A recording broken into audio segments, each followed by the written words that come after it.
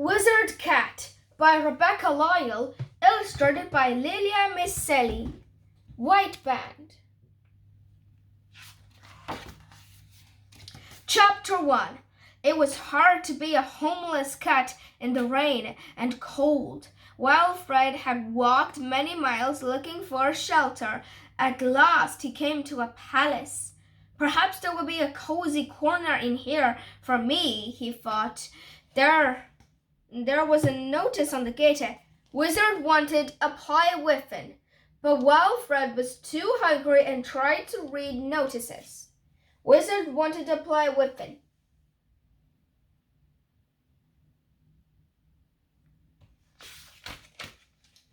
Inside, he smelt a delicious smell. He followed it to the great hall. Where's the king? The queen and the princess was eating their lunch. He sneaked under the table. Funky footwear king, he thought. Smart slippers. Queen tidy little shoes. Tidy little toes. Princess. He ate all the scraps of food that fell on the floor. Lovely grub. Have you found your pink silk slippers yet, Poppet? The king asked the princess. The princess shook her head.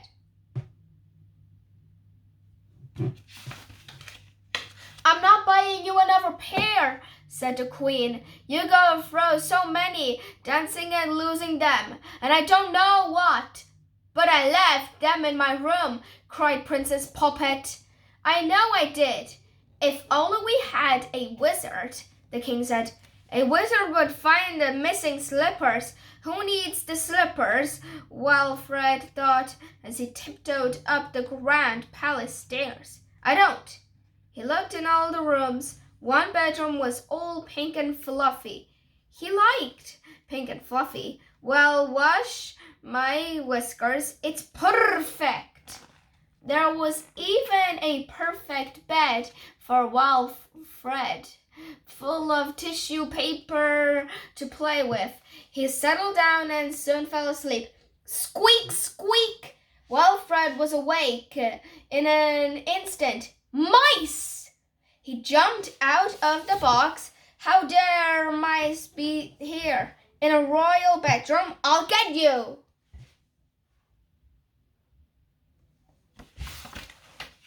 Chapter 2. But the mice was nimble. They were fast. They hopped and leaped and scurried into their mouse hole before Wilfred could catch them.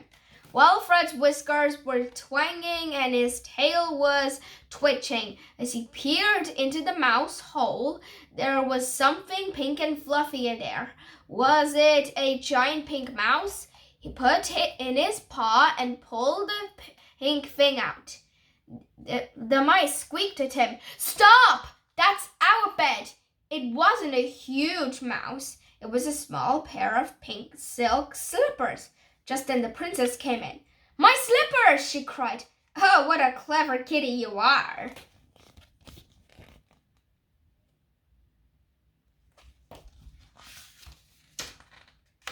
She scooped him up and carried him down to the king. I do like Princess Poppet, Wilfred thought, wrapping himself around her neck. The king was amazed. The cat found them. What a thing, he said. So intelligent, a wizard sort of cat. Do you think he saw the notice on the gate? Do you suppose he actually thinks he can be the palace wizard? I don't know, but he's very cuddly, said the princess. Well, cat, you can stay and try out for the job, said the king. He put a small wizard's hat on the cat. There you go. That might help all wizards have pointy hats.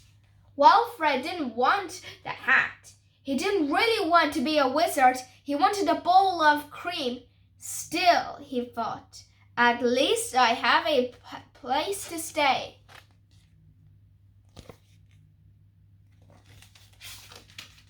Chapter 3. Wilfred slept in the wizard's room. It was full of spell books and potions, but he had no idea what to do any of them. I don't know how to be a wizard, he thought. But I'll do any sort of magic I can stay here. That night, when everyone was asleep, Wilfred heard an odd noise. More mice? He wondered. Not in my palace. He crept down the great staircase. He didn't see any mice. He didn't see anyone. Everyone was asleep. I'll nip into the kitchen, he thought, and see if there's anything to eat.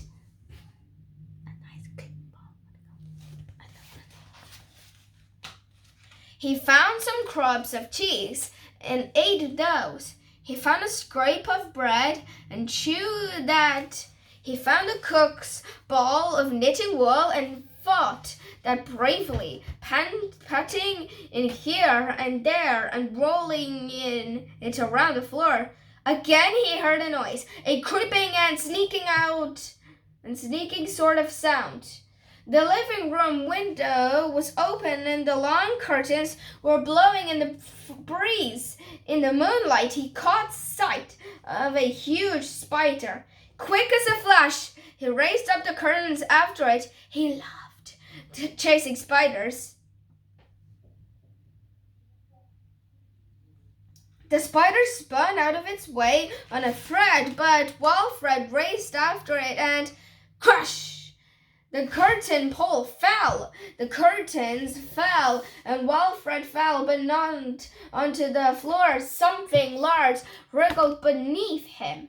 That's a very big spider, he thought for a moment, and then the thing beneath him began to shout, "Get off me! Let me go!" That's no spider, thought Wilfred. The noise had awoken the palace. The king rushed in. The guard pulled the curtain free. Wilfred had caught a burglar.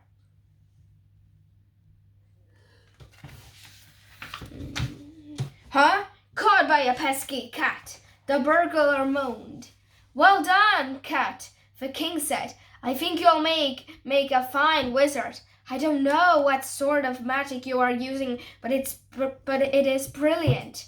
Cat magic, thought Wilfred, purring. He is a wizard cat, and the king draped his silky cape around Wilfred. All the wizards have capes. Now you just need to do one more magnificent bit of magic and we'll make you the official palace wizard. Very nice, I'm sure, thought Wilfred, but a gift of serenity would be even better.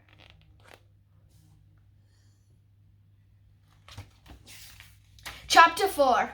Call the wizard. Where is the cat wizard? Wilfred was curled up on Poppet's bed. Oh no, he thought. I was having such a lovely dream. I had a huge bowl of cream and 5 sardines swimming around in it. He didn't want to move at all, but the king needed him. The king was in a great hall with the queen and the cook. Ah, there you are, the king said. I suppose you were very busy making potions and casting spells, practicing to become the official palace wizard. Wilfred just smiled.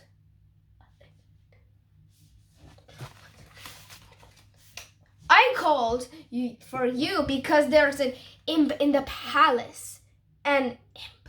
Wilfred didn't like the sound of that. Yes, said the cook. It's a terrible little thing. It's green and spiky. It's making the cats flop.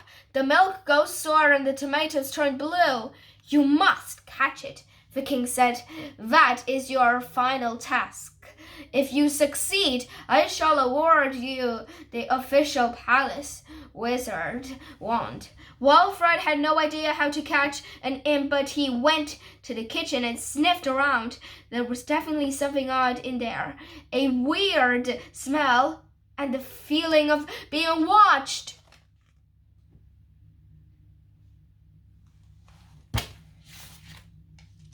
Just like a rat, Wilfred thought. I don't like rats. He stretched out on the floor by the fire and was almost asleep. When he saw a strawberry under the table, he began to play ball with it, patting it around. It is fun being a wizard, Wilfred thought as he scudded around the kitchen. Next, he caught sight of a strand of spaghetti trailing off the table, and he began to tap and tug at it. But the spaghetti tugged back.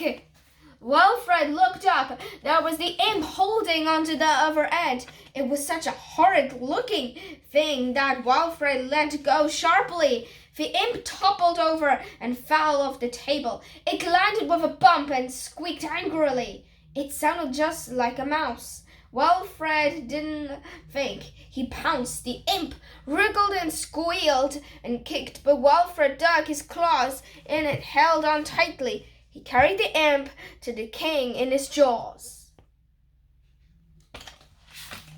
Chapter 5.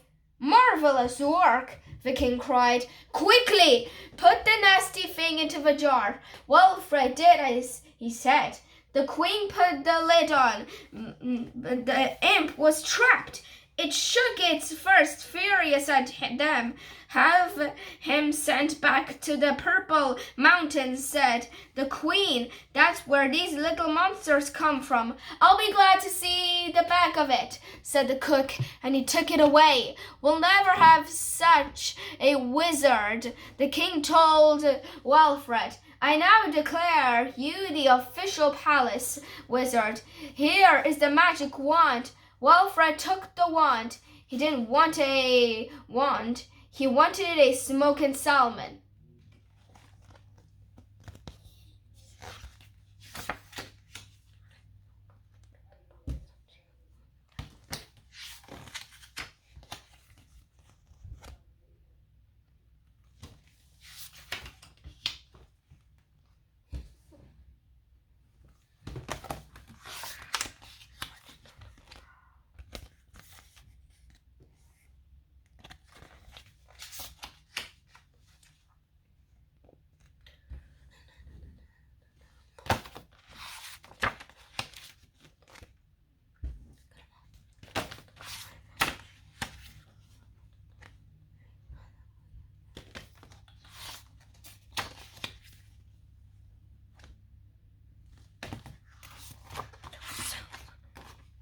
I'll be glad to see the back of it, said the cook, and he took it away.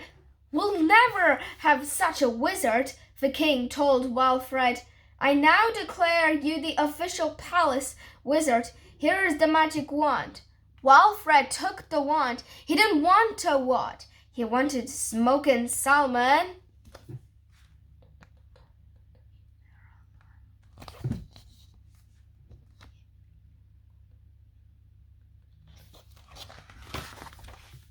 Wilfred went back to his room. He looked at himself in the mirror. I look like a wizard, he thought. I have all the wizard things I need to be a wizard. I wonder. He closed his eyes, waved his magic wand, and when he opened his eyes, his spell had worked. A bowl of cream, sardines, and smoking salmon. Well, wash my whiskers. I am a wizard. The end.